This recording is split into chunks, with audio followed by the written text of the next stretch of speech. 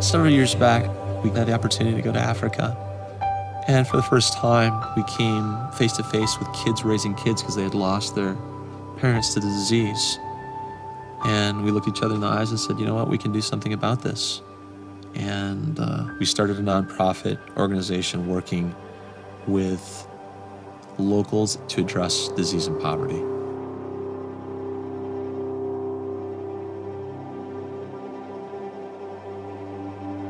I went in the summer to Mozambique with my dad, and I was 10 years old. And I brought along my soccer ball because I know the kids in the villages love to play soccer. And in every village, I'd look down and see a bunch of plastic bags or rags wrapped up with twine. And before I'd get to the village, that's what the kids would be playing with. In Africa, when you show up with a genuine soccer ball, it's a big deal. And Ethan's thinking, boy, here I've got this soccer ball and I've got 4 other soccer balls in my garage, or 5 soccer balls, something like that. Maybe I should give it up. Maybe I should let these guys have this. So when I left, I gave away the soccer ball, and the kids went wild, started cheering. It was crazy.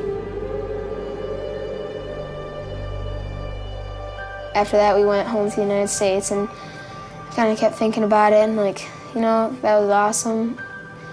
So I talked to my dad, and I was like, Dad, I think I want to help out those kids some more and get some more soccer balls, some quality soccer balls. We put together this little strategy because I wanted to make sure, as a dad, you want him to be intelligent in his conversation so that when he was communicating with folks, he knew what he was talking about. My first call, I called up this one guy. He owns a soccer store. And I got on the phone with him, and I was like, hey, this is what I'm doing. I was kind of nervous, and so I didn't really know what to say, but I got to the point where I'm like, so would you like to help out? And the guy turned him down flat.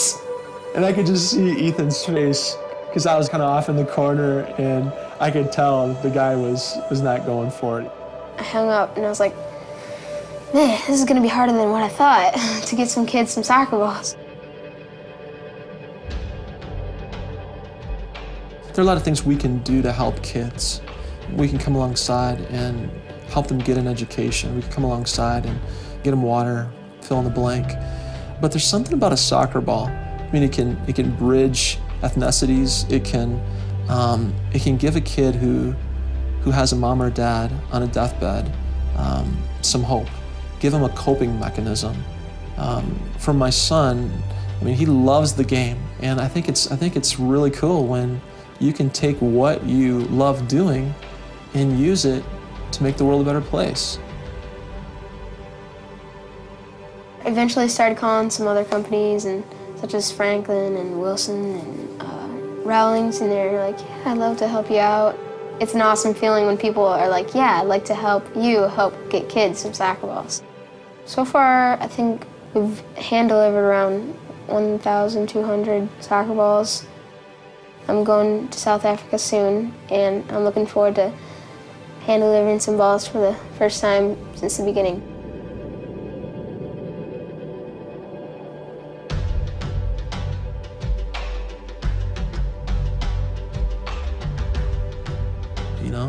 We try our best to, in an authentic way, be people who are grateful and let our gratitude motivate us, whether it be going down the street and helping somebody work on their car, or going over to Africa and giving somebody clean water.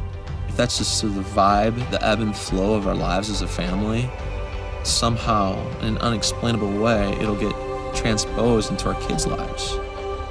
I feel like generosity can totally change the way people think about other people and how they react to some difficult situations. It's just part of what we do. It's just that's what we're created for.